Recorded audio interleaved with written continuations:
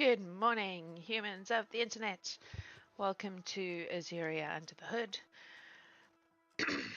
um, I haven't really decided what I'm doing yet today. So we missed Monday because it was a public holiday in New Zealand. It was the King's birthday. Happy birthday, Charlie. Thanks for the holiday. I don't even think it's his real birthday, but whatever. Um, and I have been doing quite a lot of work in the obsidian thing in the background there, so I'm just going to pull that up. But I think actually what I want to work on, show you what I've been doing. I've been making um, skill trees for each of the ancestries. But I've started thinking about some of the ancestry decisions I've made. And realizing that they have a major impact on the world that we're building. So I kind of wanted to come back into World Anvil and spend some time today just sort of seeing if I can tug things back into line. If you were watching one of the last one, maybe the one before, of our previous episodes, I decided to hello, that has gotten rather wide a tree. Yeah, it's gonna though. Like, we always knew that was gonna happen because each of the, again, I know I keep saying this, but this is not going to be for user use. This is for my own logic. The idea would be that I use the logic of this to make some sort of system that will allow people to work their way through it, that doesn't make them look at the whole thing at once. Because it is a lot. It is a lot. It's a lot even for me, and I'm, it's in my brain. So, so kind of what I want to do is just have a look at some of the stuff in the World Anvil and just see what we're going to need to twist to make it fit what we're doing with the ancestries. So I kind of took 3 steps back in my brain. I've been thinking about this, haven't actually written any of this down yet. That by taking humans out of the mix, it changes a lot of things. It changes Angeline's entire backstory, for one thing. Because a whole thing about her backstory was that her father was human. It belongs in an intro anthropology book. Yeah. And that she chooses to look human as a basically fuck you to her elven mother who left. And if there are no humans, then Angeline's father has to be something else. So there's a lot of stuff that will need to be tweaked and adjusted to make it work. So I started thinking, what if humans are non-playable race, NPCs only? Well, see, I was actually talking to my son about this yesterday, because he said to me, yesterday, the day before, I don't know, he said to me, are you going to let trolls be a playable race in your world? And I was like, I don't know. And then I was like, the thing is, though, if you're building a world,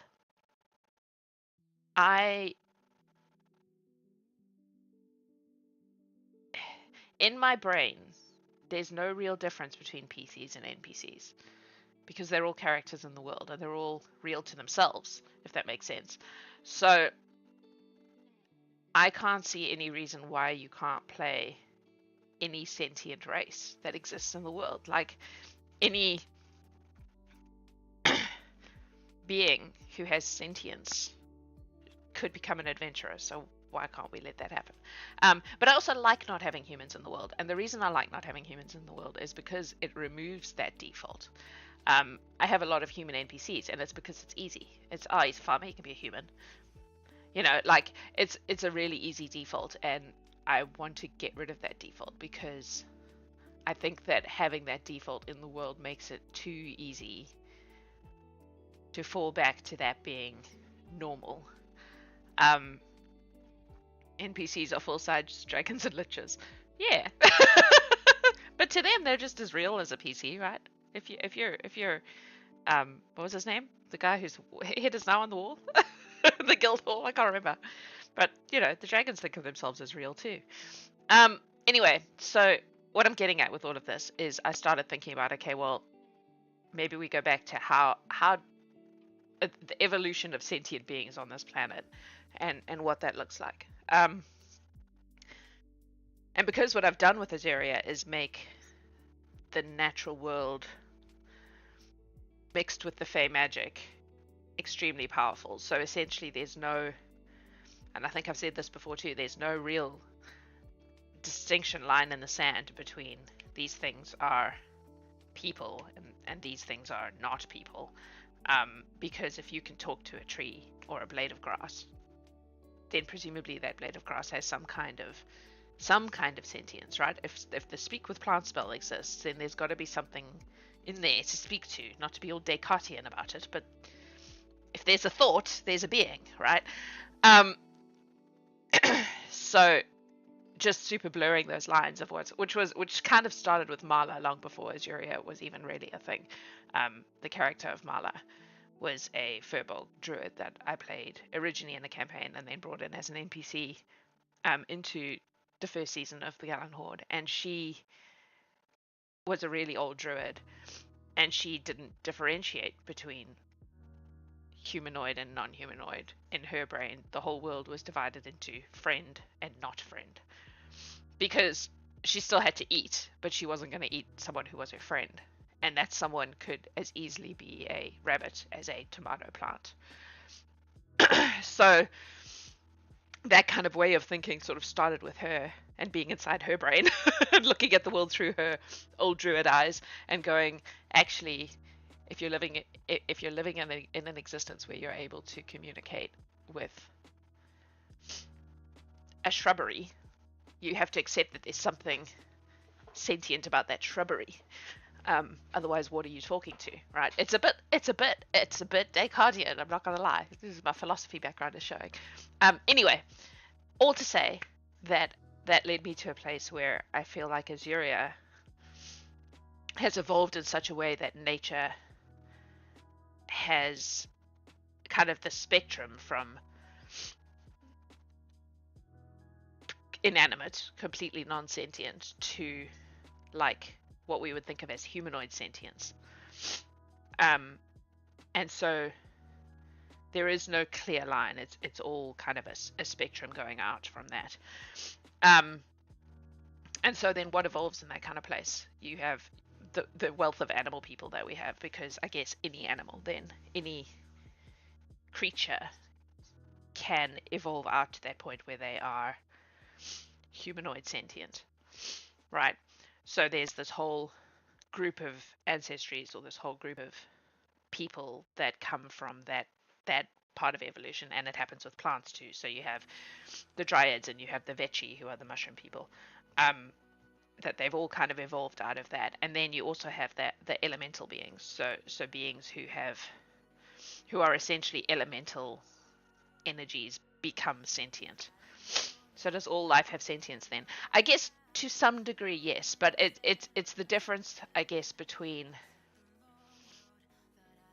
I think that Earth humans here in the real world, people have a tendency to think of humans as being here and then animals as being here, and anyone who spends any time around animals will know that that's not the case, and that certain animals seem to have more intelligence than others, and that there is actually a spectrum there. I'm just going to turn this down a little. Where are you? Calm down, techno person. It's in my brain and I'm trying to think, and thinking is already hard enough at the moment. So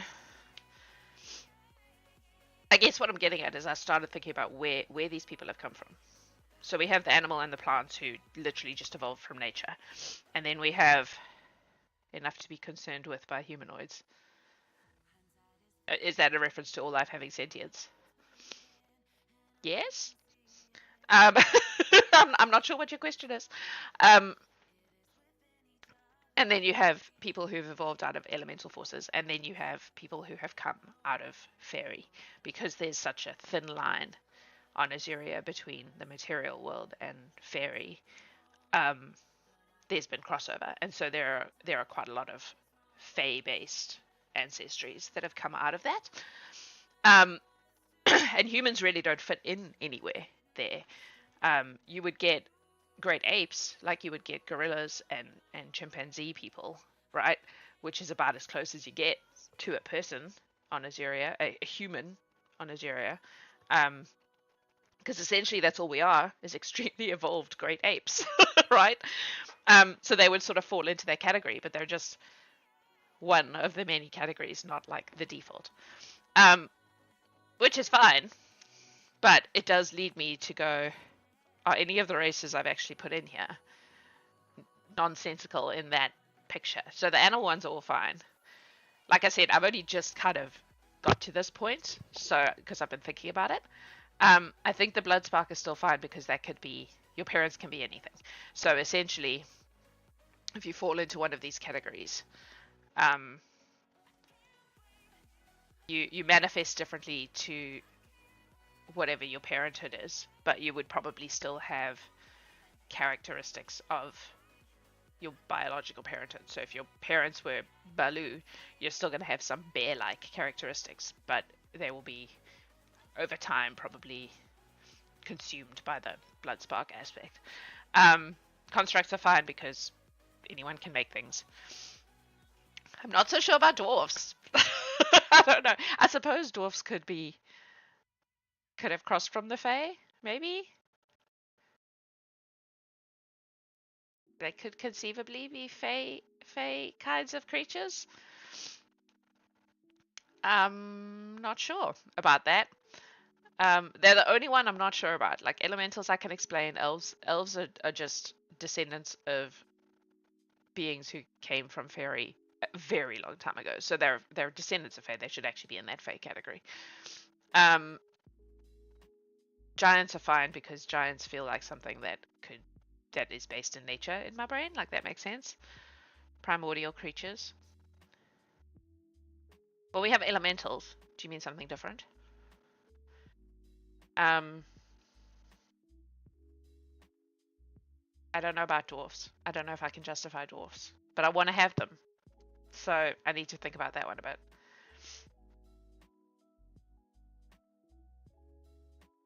I suppose that, is that what you mean by primordial? I realized I was about to kind of say that they could have evolved from the,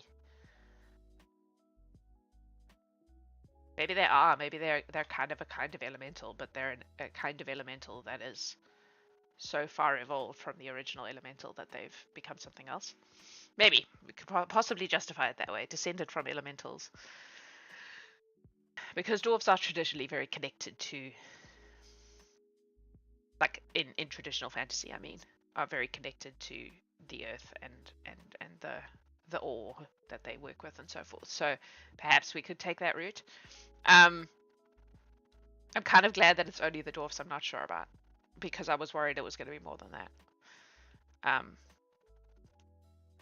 But what I want to do then is come back in here and just do a little bit of rearranging of stuff. So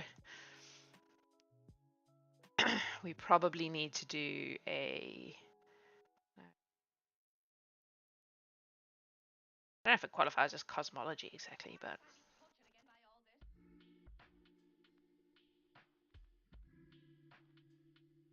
cosmology is more like, you know. Yeah, see, I sort of started doing this here.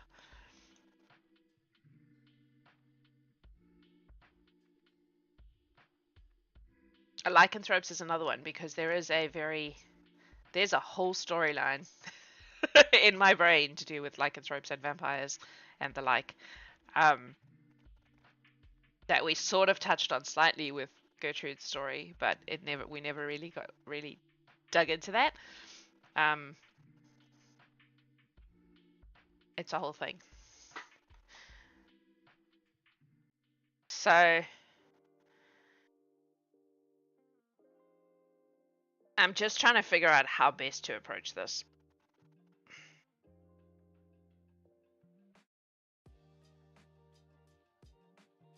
I also think that it's not crazy to use the word humanoid because of the connection with fairy, because fairies and the realm of fairy would have encountered humans on other worlds.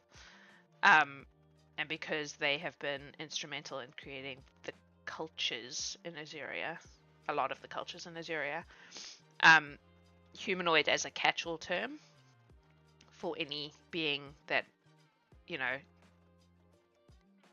has agency and self, I guess. It's so hard. See, it's so hard to make that distinction. Enough agency and self to be playable as a adventurer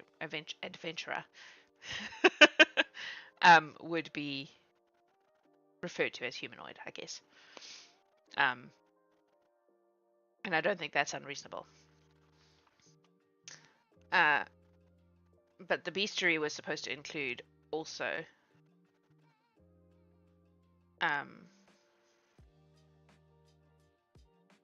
creatures and monsters and stuff. It's very difficult. It's very difficult. Okay, so I think what I want to do is make a article in the bestiary that talks about, I guess it would be natural law.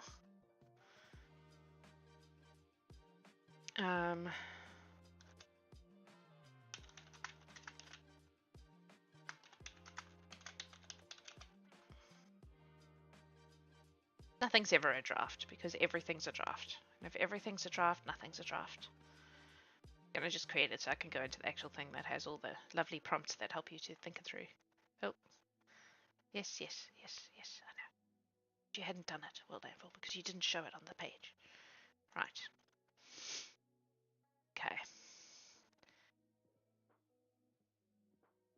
So, we're going to say... Oh. Goodness.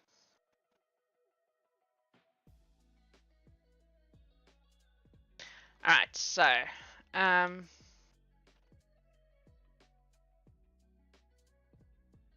no, you're fine.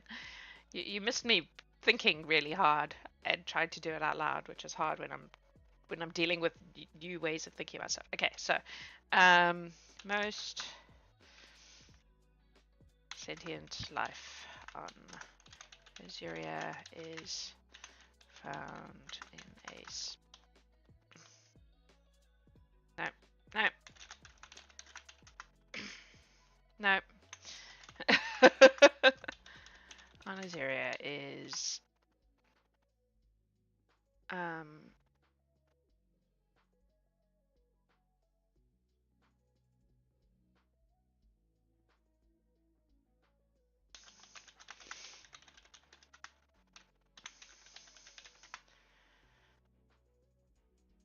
and we would think of as humanoid life forms due to the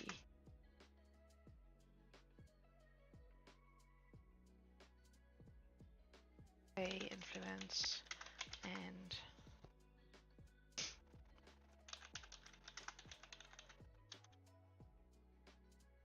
why is it so like it's so slow to respond? Due to the Fey influence and natural magical. I'm thinking of like the ley line stuff.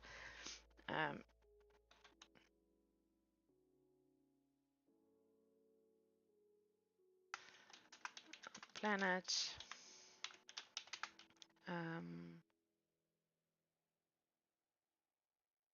Just every natural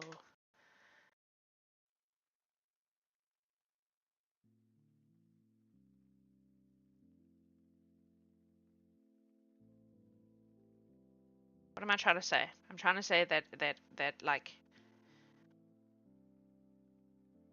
any evolutionary line can have ended with a humanoid form, essentially, is what I'm trying to say. Almost every natural entity has a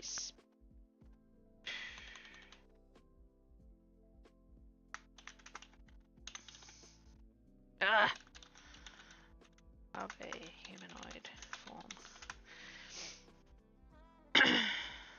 Hence, we find a multitude of animal. It's so slow. Oh my god, what is your problem? I need to restart my computer.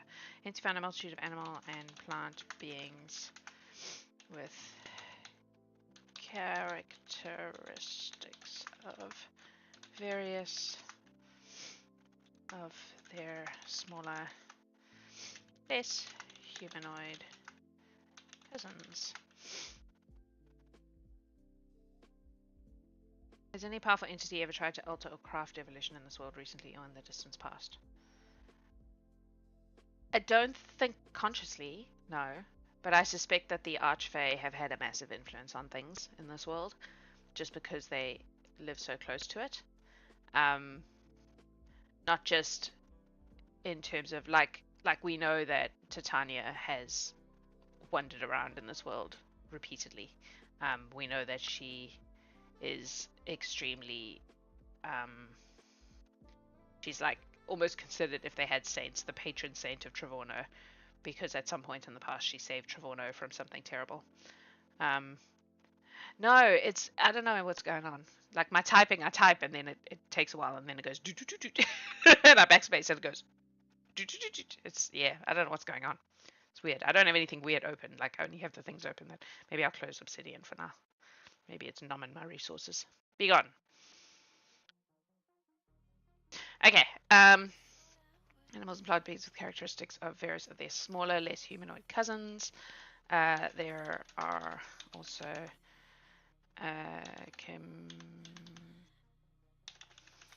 communities of elemental beings who are evolved from elemental forces of nature. There is also a multitude of, I'll go fix my typos later, Fey beings due to the thinness of the veils between Azurhia and Fairy. Multitude.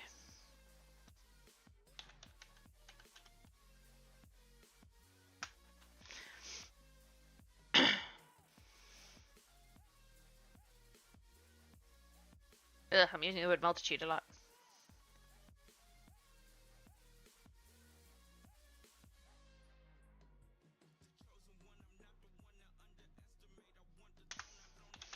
There we go. I didn't like the multitude. Okay. There are also many Fey beings due to the thinness of the veils between Azurhia and Fairy. Most. What about the planet? Has geological and meteorological events have had a limited? Yes! Secret story juice. I'm not saying any more about that. But I have some pretty hefty stuff of that kind in my brain that has already been hinted at in the previous stories. But that is a future adventure that I'm not going to get into right now. Those are in my secret sections. I'm not going to talk about them live just yet. There are also many Fey beings due to the thinness of the veils between Azurhia and Fairy. What do you think happened in the Shade Veils, bro? You think I don't know what happened in the Shade Veils? What caused the Shade Veils to exist? Of course I do. Of course I do. No current living people on Azurhia, no. But Jax knows.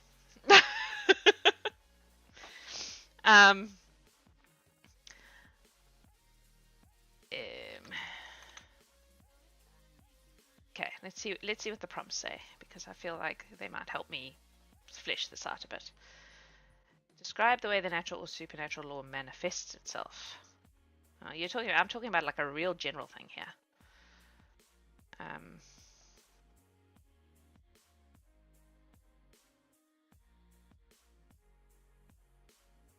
Oh, okay, that was not as helpful as I was hoping it would be. Never mind.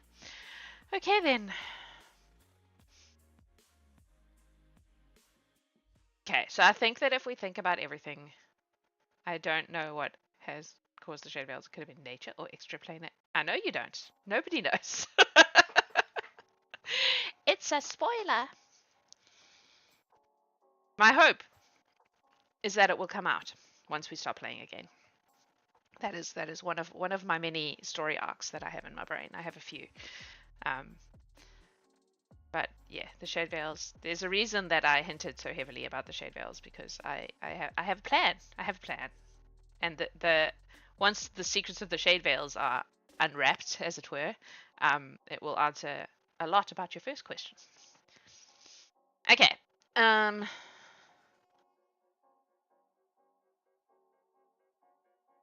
Maybe we just leave that at that for now. We can always come back to it at a later date. So, in our bestiary, we have aberrations, which I'm cool with leaving there because where you have weird planar shit, sometimes stuff is going to fall through.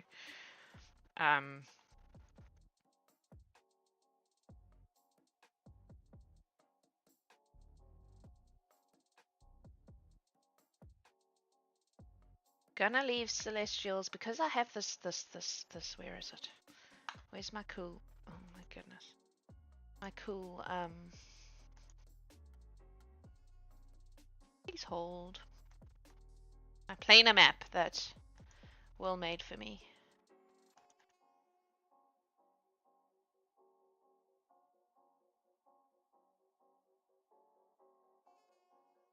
Oh, what have I done? This one. Talent Horde. Art. Still here? What's it called? I don't remember. Plains? Maybe it's under Purple Plains. I should probably pop that in there too. Because that is something I'm going to... well, I might tweak it a bit. There it is.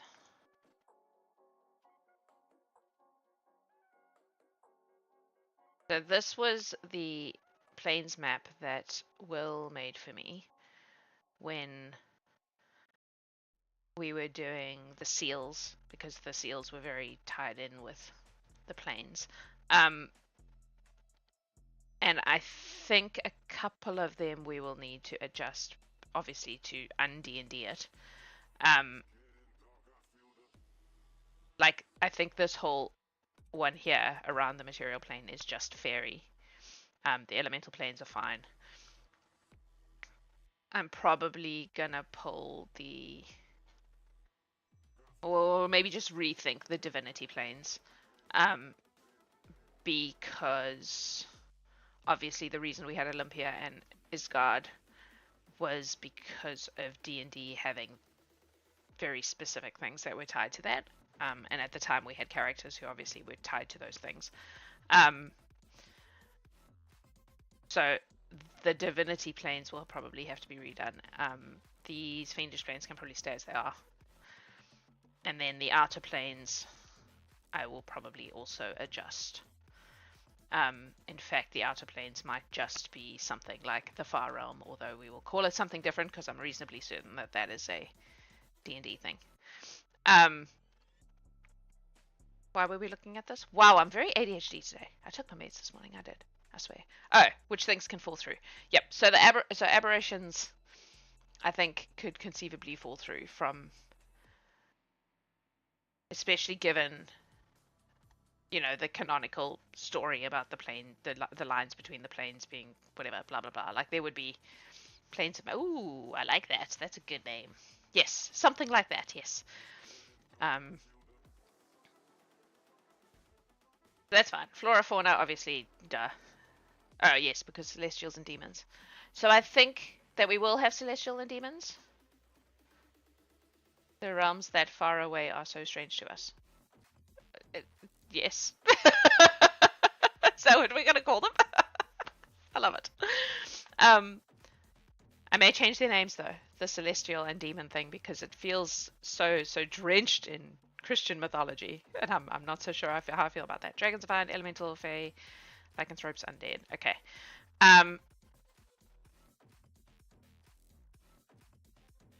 So what we need to add to this is probably...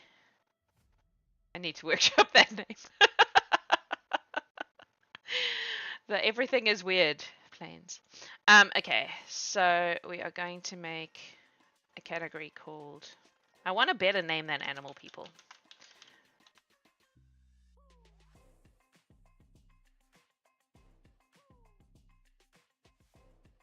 go to good old translate and see what we can find. So if we use the word nature, do a bit of faffing about. What I want is like naturekin, but I don't want it to sound so. I feel like if I could get this off the ground and actually make it in a land far off. Okay, I see what you're doing. I understand. I feel like if I could actually pull this thing together, it's gonna have such a fucking audience amongst nerdy furries. TTRPG furries. Azurhia, right in the middle of that. I feel like there's hope here. There's my audience. Not exclusively, but oh hey, if you don't know me, I don't have an issue with furries. People get real. I've had oh my god, Wolfenute. Whew. People got real mad at me for not being upset about furries. Because understandably, a lot of furry communities got real into Wolfenute, and I got a lot of people being like, "How can you let these people into our communities?" And I was like, "I'm sorry." People who spend a lot of time making incredibly beautiful, complex cosplays, and are super creative, and in my experience have been nothing but lovely. Why would I not? Don't be judgy pantsers, folks. None of these words are speaking to me. I'm on a rant anyway. Oh, Kantalak. That's awesome, but no, it doesn't roll off the tongue. Tahitian. Arawa. That's very close to the Maori Aroha, which I don't think is the Maori word for nature, but descendants of Gaia. Taiao. What is Zulu? I feel like Zulu will speak to me more.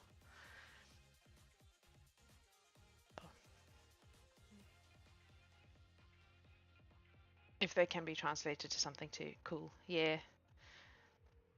The thing is, they're not necessarily followers of anything. They're just evolutionary. Like, it's just that evolution has gone in a slightly different way to Earth. Oh, that's where Physis' name came from. Fun fact.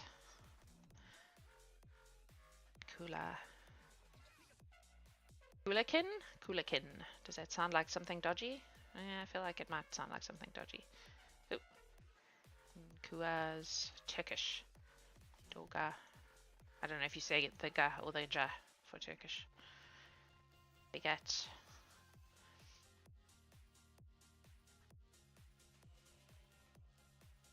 I'm gonna actually write the word kin in here and see what we get. Ooh. And follow like in following it. Oh, yeah. Yeah. Malagasy. Oh. Okay. Boring. Alamkin. Alamkin.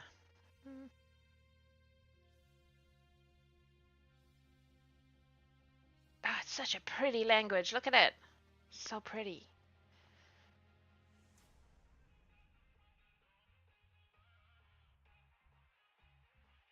Gamtos Jiminy.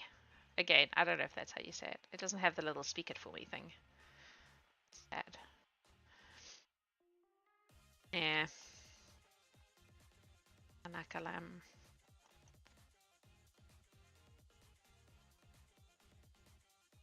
Oh my god, why are you being so shit? Close. Sorry. I don't know. My computer's having a fit. Oof, no. Saying Russian words is hard. Sorry. I'm sure I could if I learned, but it can be pronounced however you wish. I know. But Akriba. Hey, wasn't that the name of the city in Aladdin? Oh no, that was Agrabah. Pretty close though. Jeez. Punjab. Kudarata. Kudarata.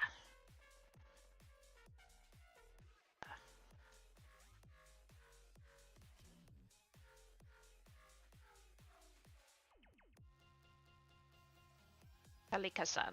I quite like that. Kalikasan. Kalikasan. Maybe instead of using the word kin, we use the word family.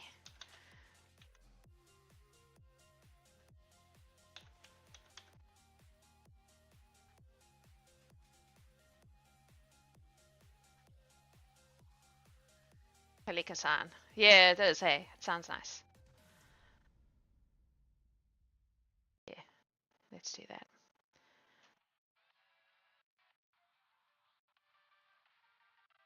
I swear one of the best things about making your own world is you can just make these words up. Kalika-san. I don't know if I've spelled that how they spelt it, but I don't suppose it matters. Kalika-san. San. Yeah. I'm gonna make it sunny. I've done a lot of sunny style. Okay, so these are the animal people. Well, no, this is a catch-all term for all the animal and plant, like anyone who has evolved from those natural energies, basically. So let's do a very, very quick.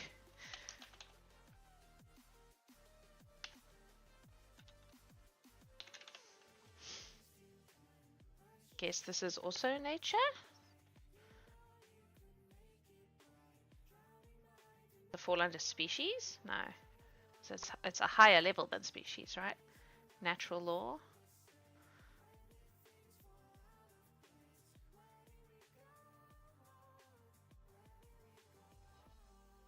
Gotta be natural law, right? Do we do species? I have so much trouble with liking names, I tend to just take old things I've read from history and reuse them. Yeah, I think the thing I like about making up new words is they don't come with baggage. That's the thing that appeals to me about it, is that if you have a brand new word for something, it doesn't come with a mountain of contextual baggage from previous nonsense.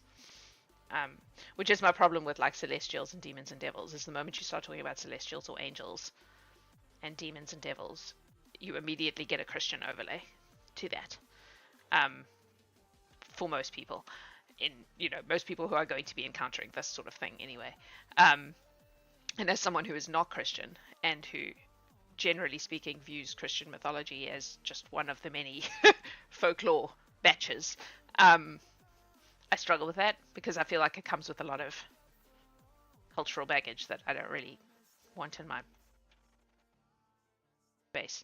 So that's why I do it so much. That's why I make up words, because I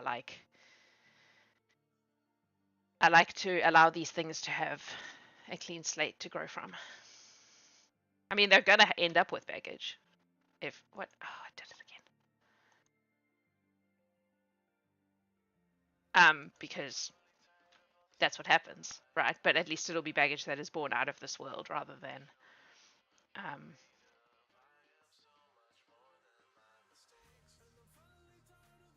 hoping that this is gonna let us do. Oh, okay, yeah. So we can do like scientific classifications.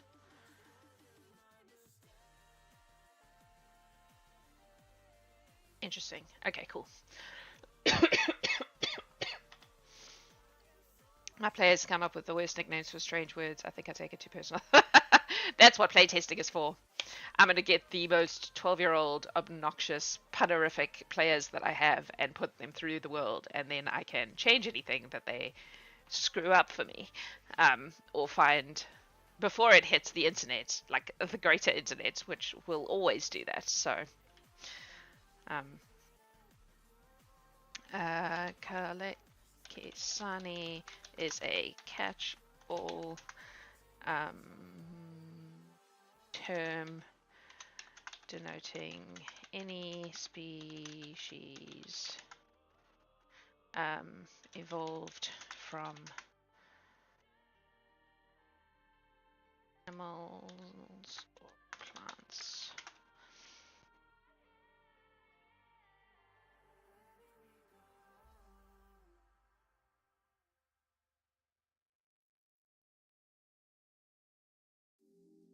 That'll do for now.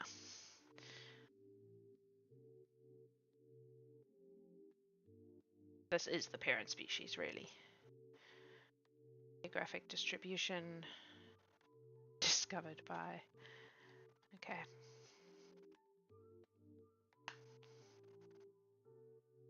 Conservation status, anatomy and morphology.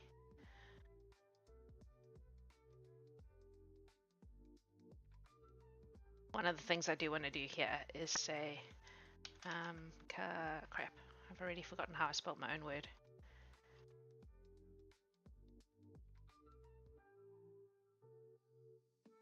God, guys, I'm gonna restart my computer after the stream because it is fucking annoying.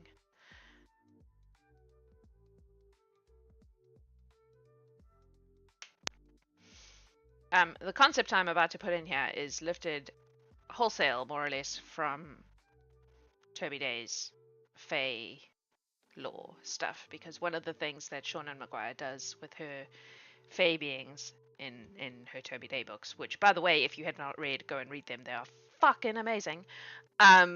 Is because Fae are also often connected to, like, you get dryads and you get undersea people and you get, you know, various versions of Fae beings.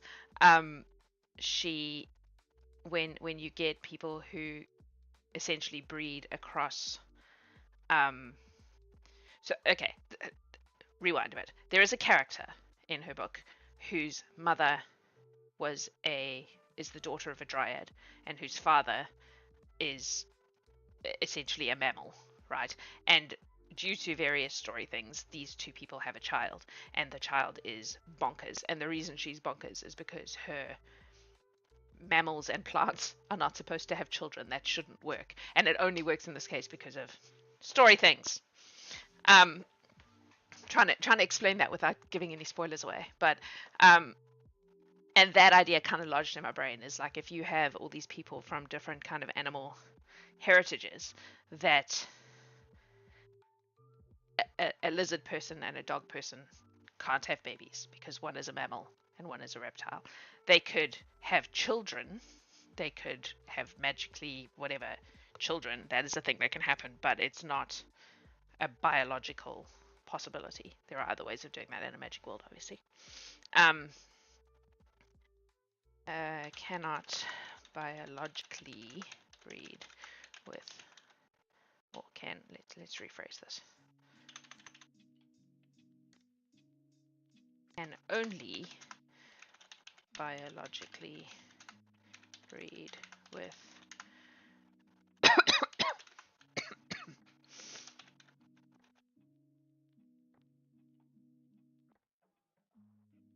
of close enough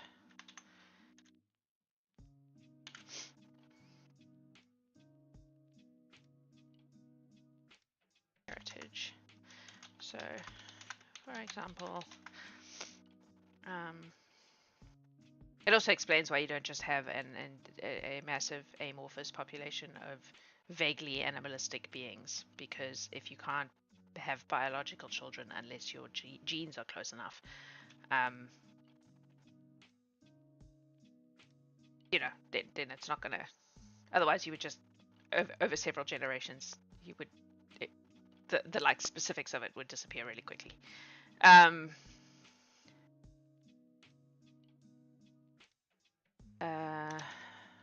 Mammalian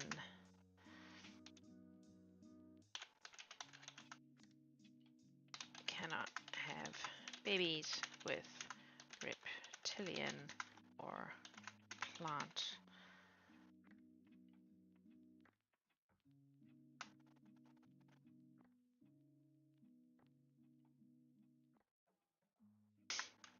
This does not preclude romantic, or that would be how humans came to be on Azurhia. Yeah, exactly, 100%. they're like the ultimate mongrels. That does not preclude romantic or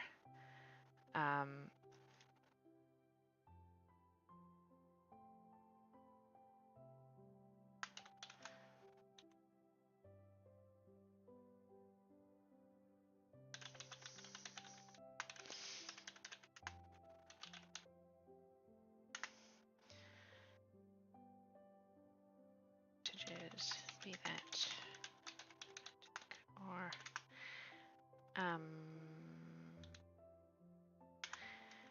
there are magical ways to have babies.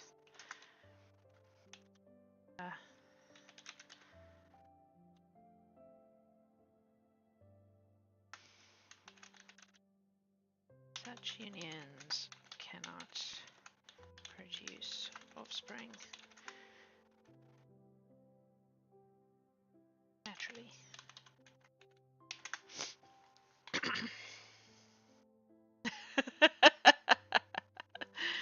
I mean, I'm cool with humans just being like super mongrels. Super mongrels. Like, what happens when you just too much? They're like the it really would. It really would. And the really funny thing is, the people who are most likely to be explained by it are the ones also most likely to be most offended by the concept of just being the mongrels of too much overbreeding between different kinds of things. Anyway, one of the things that's really important to me about Azurhia is that because of the diversity of the humanoid races, or the humanoid heritages, I hate the word races. I keep trying to remove it from Azurhia's vocabulary completely. Is that there's really very little stigma about relationships between anybody. Like, you can have a relationship with anybody. You just can't necessarily have natural children with those people. But on a magical world with that many barriers to having natural children, because if you're living in a metropolitan city, there's a good chance you're going to end up with someone that isn't whatever the same kind of being as you are. There are magical ways of overcoming that obstacle. Genetically, those children would have to be one or other of the parents, or at least predominantly so. But that's how you would get the blood spark happening, right? Because you would have those little genetic throwbacks to. Yeah. Okay. This is all super varied, so I'm not going to get into it. It's really just that one that I wanted to kind of cover. Extended biological traits, average lifespan. Okay, so these are for more specific things. Have you ever played Mass Effect? I have not ever played Mass Effect. There are a lot of things I have never played. This seems like a good time to mention that later today we will be doing a stream called Jax is not a gamer, but Adam is. Where I attempt to be a gamer and mostly am very bad at it. Okay, history, naming traditions. So again, this is all because this is such a like high level thing. This is all going to be not really relevant in this case. Okay. Cool. I'm happy with that.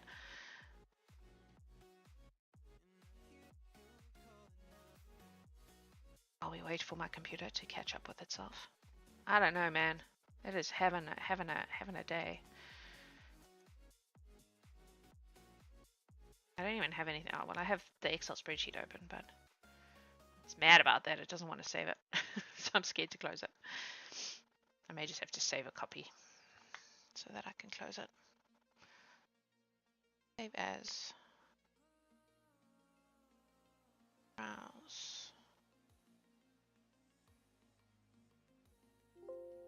Yes. No. Errors were detected. I don't. Sure, go for it. Let's see what you find.